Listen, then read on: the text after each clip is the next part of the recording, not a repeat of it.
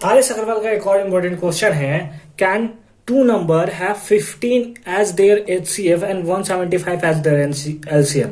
क्या दो नंबर हमारे पास है, उसका एचसीएफ जो होगा 15 हो सकता है और उसका एलसीएम जो है 175 हो सकता है। अगर हाँ तो क्यों, अगर नहीं तो क्यों, गिव रीजन, है ना, रीजन हमें देना है।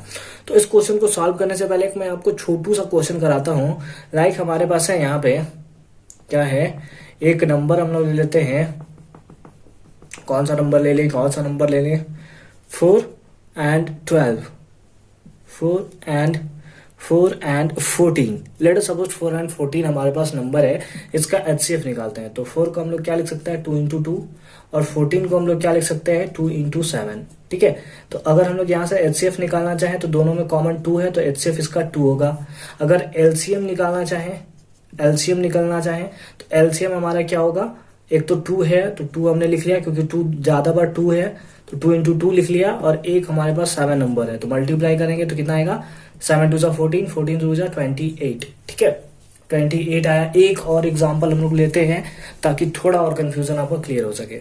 ठीक है, एक और हम लोग नंबर लेते हैं 6 and 15। आइए उसको सॉल्व करते हैं और इसका एचसीएफ और एलसीएम फाइंड करते हैं। क्यों फाइंड कर रहे हैं अभी पता चलेगा। 2 into 3 और अगर हम लोग 15 का एलसीएम निकाले तो क्या आएगा 3 into 5।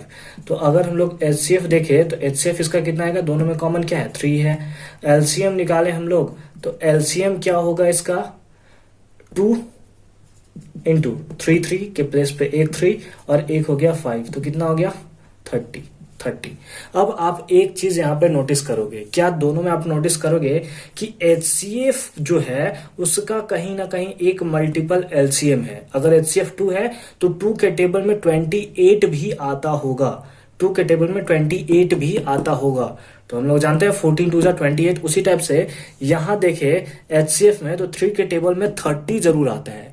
मतलब एचसीएफ जो होता है हमेशा एलसीएम का एक क्या होता है फैक्टर होता है, या फिर दूसरे फॉर्म में बोल सकते हैं कि एलसीएम जो होता है क्या होता है 3 का ही मल्टीपल होता है, एचसीएफ का ही मल्टीपल होता है। ठीक है, तो आपने समझ लिया कि एलसीएफ और एलसीएफ जो होता है आपस में फैक्टर होता है, या फिर बोल सकते हैं कि इसका मल्टीपल होता है, उसी टाइम से इसका मल्टीपल होता है। एग्जांपल्स के थ्रू क्लियर हुआ। यानी कि हम लोग बोल सकते हैं, क्या बोल सकते हैं कि LCM is always a multiple of HCF बोल सकते हैं। आइए इसी के बेसिस पे अब इसे हम लोग सॉल्व करते हैं। ठीक है, चलिए फटाफट से सॉल्व करते हैं। तो इसके अकॉर्डिंग हम लोग लिख सकते हैं, क्या लिख सकते हैं, since LCM is always a multiple of किसका एचसीएफ। एलसीएम जो होगा हमेशा क्या होगा एचसीएफ का मल्टीपल होगा। लेकिन हमें यहाँ पे 15 के टेबल में 175 आता है क्या, चलिए डिवाइड करके देख लेते हैं। क्या 15 के टेबल में 175 आता है, 15 1 जा 15 कैरी 2 5। हमें तो कटता हुआ नजर ही नहीं आ रहा है, यहाँ पे तो रिमाइंडर हमारा बच जा रहा है।